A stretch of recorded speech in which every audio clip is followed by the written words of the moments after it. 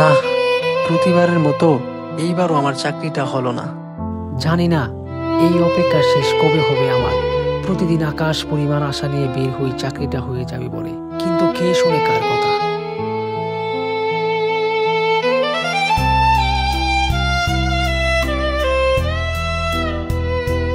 আমার একটা নিয়ম হয়ে গেছে, মাকে প্রত্যেক দিন বলে বের হই, মা আজকে আমার চাকরিটা হয়েই যাবে।